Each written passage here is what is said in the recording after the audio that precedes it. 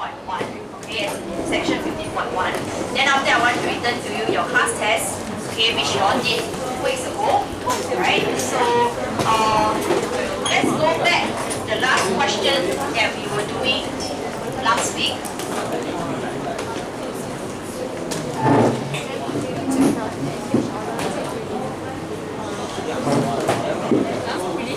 I think so.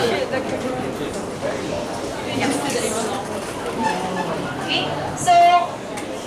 so far, okay, we have already learned how to actually go about differentiating your sine, cosine, and tangent. These are the things that were requested in the WA as well. Okay, so keep in mind next week, okay, week 6, when we have our WA, there will be your chapter 13, 14, and 15.1. Okay. So last lesson we were looking at exercise 15.1, question 15.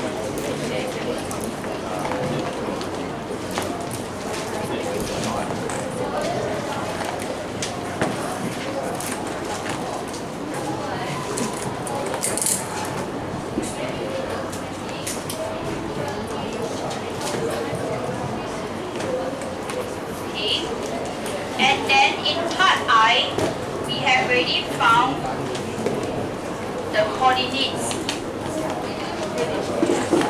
of all turning points.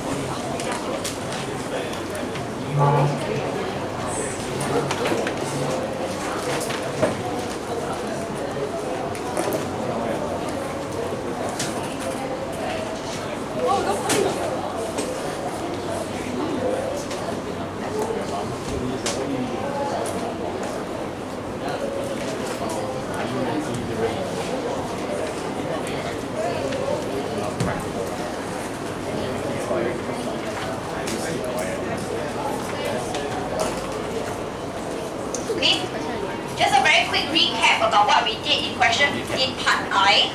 In 15 part I last week, last week, we went through how to actually go about solving a trigonometric equation.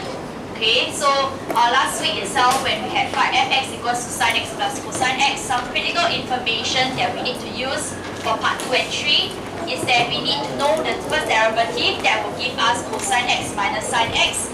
Then we have also found the minimum point and the maximum points as well, okay, by using our second derivative test.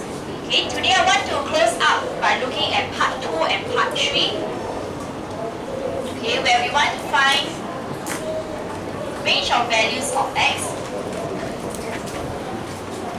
Okay.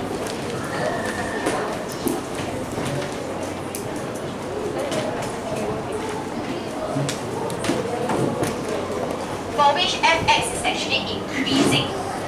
Okay, so as I was marking your class test, okay, on chapter 13 itself, I find that when it comes to your increasing and decreasing function, there's still a lot of confusion around it. You do not know what is the end point that we're looking at. Okay, in this question, the end point that we're looking for is to find the range of values of x, and the given information is that fx is actually increasing. So with the given information that fx is increasing, we will know that f prime x must be more than 0. Okay, so this is a given information. We are going to make use of this information. Therefore, it appears at the start. Okay, and then after that, you find out what is the range of values. So for the first derivative to be more than 0, that will mean that your cosine x minus sin x is more than 0. And this is where the challenge actually begins. Okay, because with cosine x minus sin x more than 0, okay, it is not algebraic, it is a function. How will we actually know, okay, what to do with this, right? Okay, an alternative way to interpret this cosine x minus sin x more than 0 is that we can say cosine x is more than sin x, where I shift this function over to the right side of the inequality. Okay, why do I do it this way? Okay, the reason is because this itself, I will rely on the graph to help me to interpret. Okay, so this is where I want us to recall how the graph actually looks like. Okay, so let's draw the cosine x graph first. Okay, so this is a very basic one, cosine x. The x is just a plain cell only. you must know the shape. The shape will look something like that. Okay, and the period is actually 2 pi. We're looking at radian, therefore we put 2 pi. Otherwise, in degree will be 360 degrees. Okay, then we know that the maximum is 1, minimum -1. Okay, so cosine graph shape you must know. Then after that we divide it into 4 parts. Right in the center, 2 pi divided by 2 will be pi. Another half will be pi over 2 over here. And this is 3 pi over 2. Okay, so that is your cosine x graph.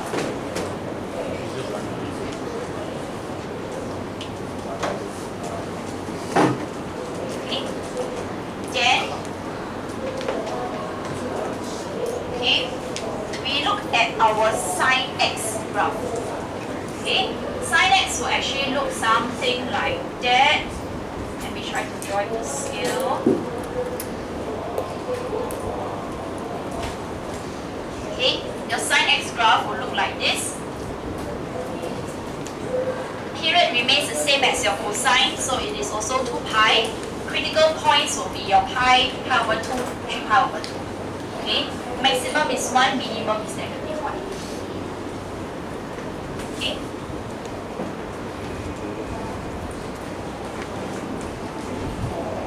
Right? Why do I need these graphs?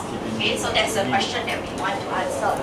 Okay, question says cosine x is more than sine x. That means that your cosine graph is above your sine graph. Okay, so to interpret this inequality in a graphical manner, we are looking at cosine x graph more than, okay, in other words, above your sine x graph. Okay, so when is it that the cosine x graph is above the sine x graph? Looking at the diagram that we have drawn, okay, we compare part by part. In around this area, we find that the purple line is above the green line. Okay, so that means your purple one, your cosine, is actually above the sine. So this is one portion, okay, that we're looking at, whereby your cosine is more than sine. Okay, then from there we find that your cosine dips downwards. Okay, it is below your sine graph. Okay, so this doesn't fulfill the inequality at all. Then after that, going on from here, we find that, okay, this is the part again whereby your cosine graph is above the sine graph. Can see? Okay, so there are 2 segments whereby your cosine is above your sine. Okay, then back to the question. The question is trying to ask to find the range of values of x. Okay, so the range of values of x would then be looking at this segment, okay, because it is your x values. So we're looking for this part, and then also from this part to this part. Okay, so that is the range of values of x that we're looking for, right? But there is a problem because I know that this is 0, but I do not know what is this value here. Okay, I know this is 2 pi, but I do not know what is this value here. Okay, so I need to go in search of that value itself. Okay, how do I search for that value? We try to understand back to the graph. What does this point actually mean, and what does this point actually mean? Okay, so these 2 points happen to be the intersection points of both your cosine and your sine graph. Okay, so with that being the intersection points, let me use a blue marker. Okay, so when we're looking for intersection, that means your graphs are equal to each other. That means that I can find the x value by taking cosine x equals to sine x, and then I solve this equation. Okay, and back to our solving, we cannot solve an equation like that. It must only be a single sine, single cosine, or single tangent. So what we will do is to divide both sides by cosine, so that I have sine over cosine, and that gives me tangent x equals to 1. Okay.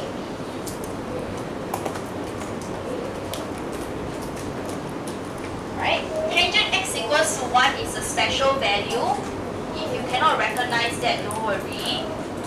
You can go and find your basic angle. In your calculator, you will get 45 degrees. That is pi over 4.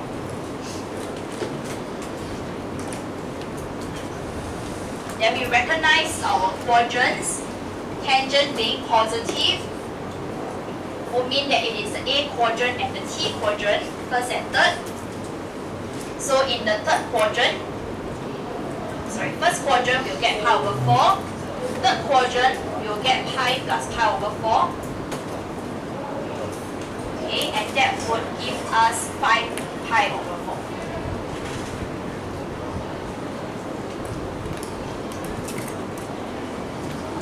Okay. And just nice, we were looking for 2 x values. One for here and the other one for here. So this is pi over 4, this one is 5 pi over 4.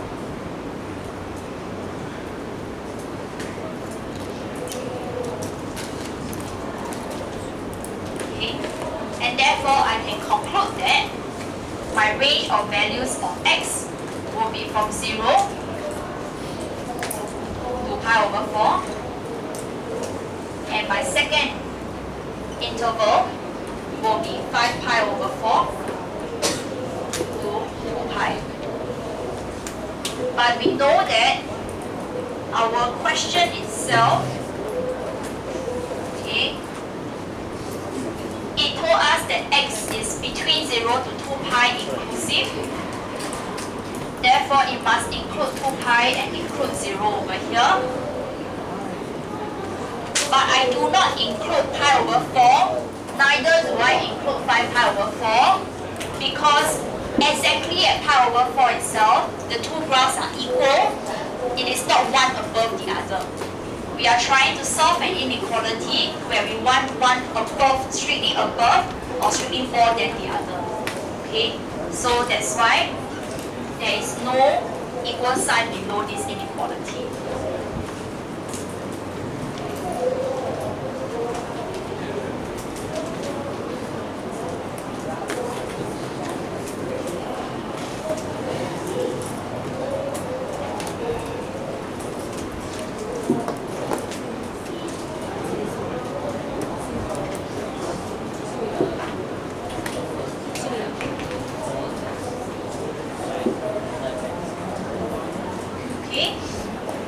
I'll let you think through this for a while, see if you have any questions. If you have, please raise them up. Yeah.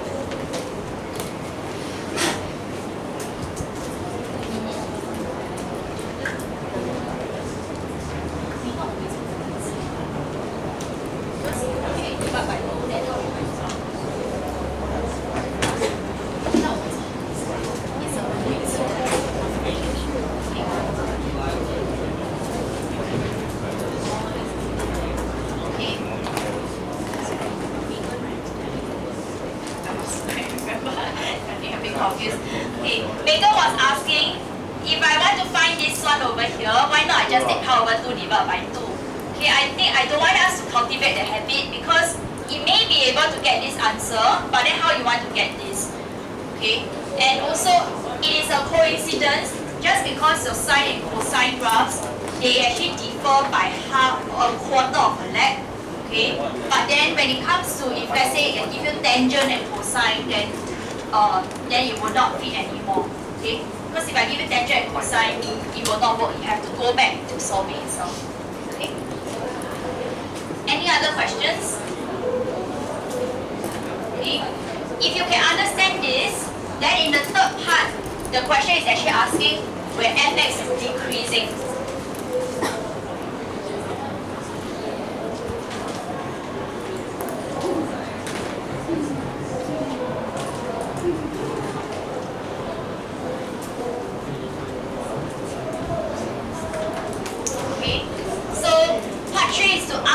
Again, but fx is decreasing. So by that same logic, if you go through these steps, we will tell that cosine x minus sine x have to be less than 0 because your f prime x is less than 0.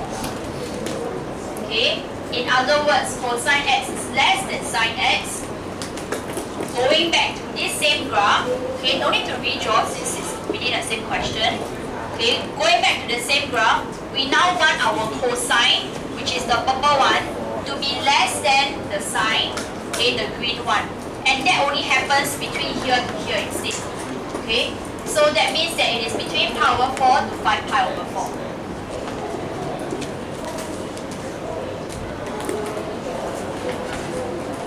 Okay, and that will be the interval. Right? In this case, there's no equal sign to the inequality for the same reason. Because exactly at these values, there is intersection they meet. Okay? It is not above or less than, okay, or below.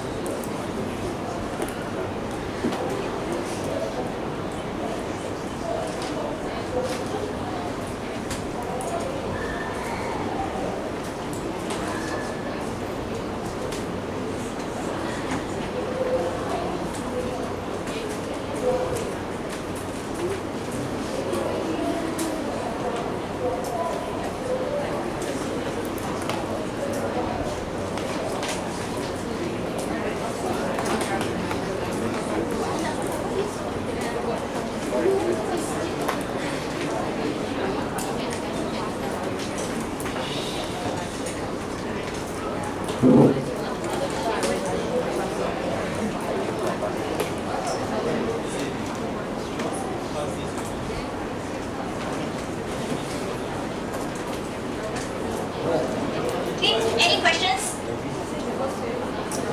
Alright. Okay, so with that, our 15.1 is done. Okay. I want to return to you your class test.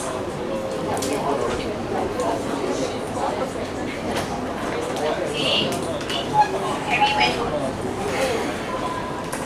Today got dancers out, right? 4 of them, right? Should I still return the class test? Okay, then.